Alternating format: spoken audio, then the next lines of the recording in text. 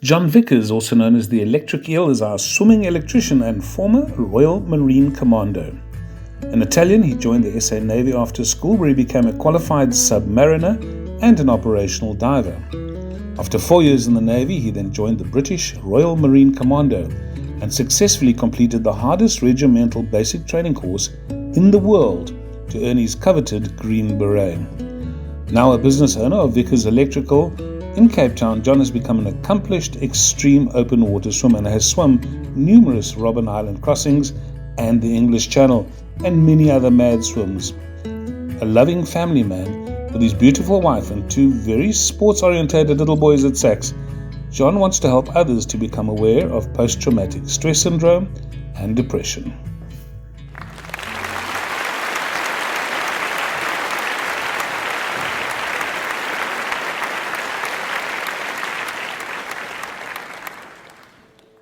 Let me take you back to 1995, the year that I decided to join the South African Defence Force. I decided to have a military career in the Navy, and I became a submariner first on board SAS Emily Hobhouse.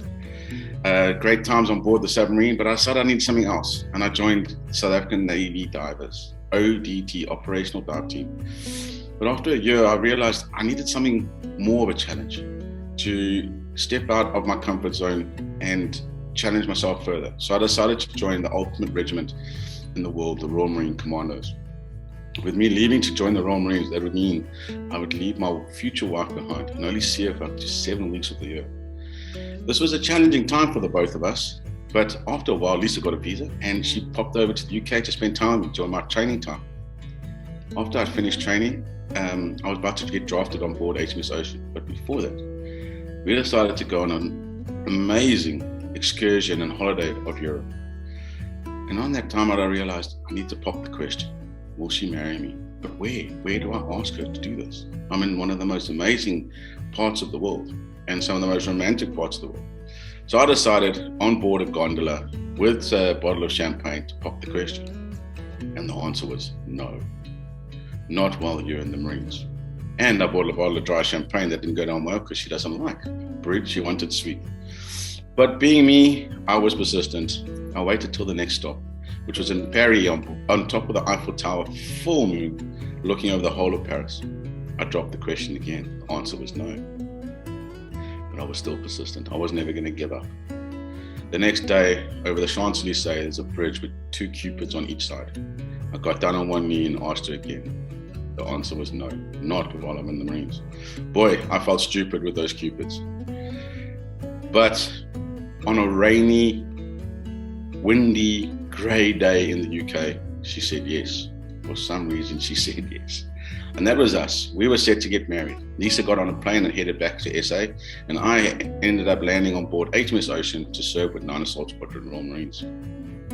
Lisa would go home and plan our wedding, and I would go on the adventure of a lifetime. On board HMS Ocean, I got to meet some of the most amazing people and lifelong friends. One of them became my best friend.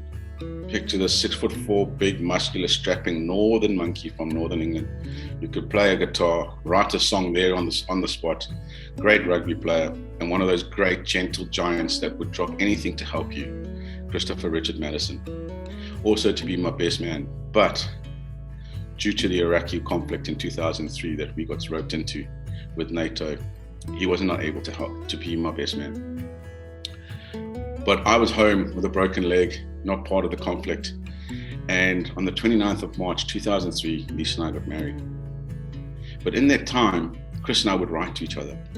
And he would tell me what the stuff I was missing on board and the amazing stuff that we're getting up to. I would let him know how the wedding plans were coming along. But the day after the wedding, on the 30th of March 2003, my world was turned upside down. I received a phone call from my Sergeant Major, Steve Stanton, who was on board HMS Ocean out in the L4 Peninsula in the Gulf. I could hear it in his voice that it wasn't sounding good. And he dropped the bombshell that Chris had been killed in action. All the emotions flooded through my body. I could feel that Steve was shitting himself to tell me this. But he wanted me to know before the press, before I found out on the press. I was, to say the least, angry, but determined to get on the plane with my rifle and go and avenge my friend's death.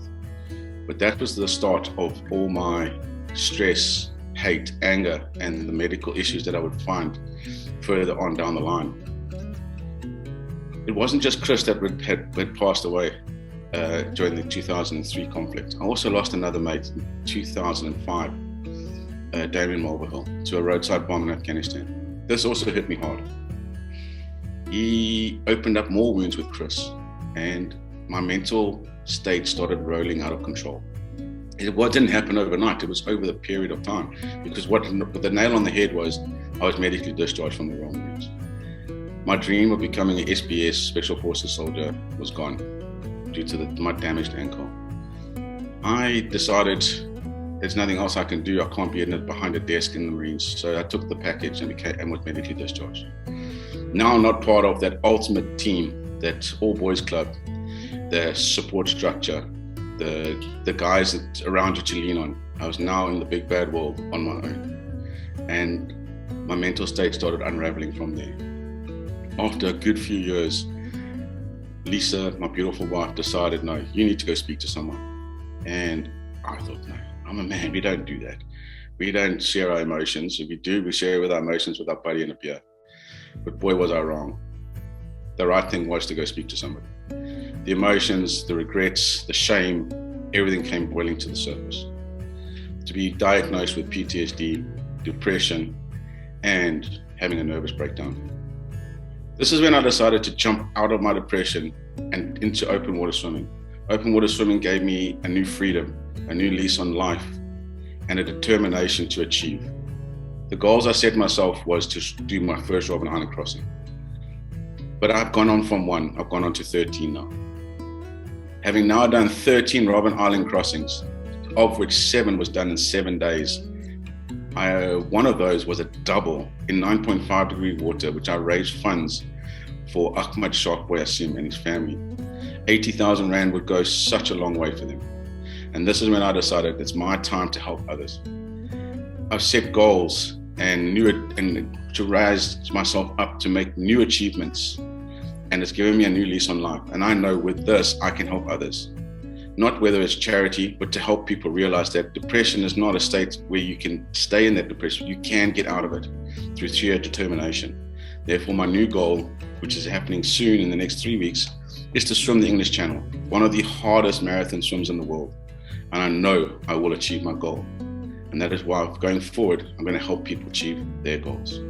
Thank you.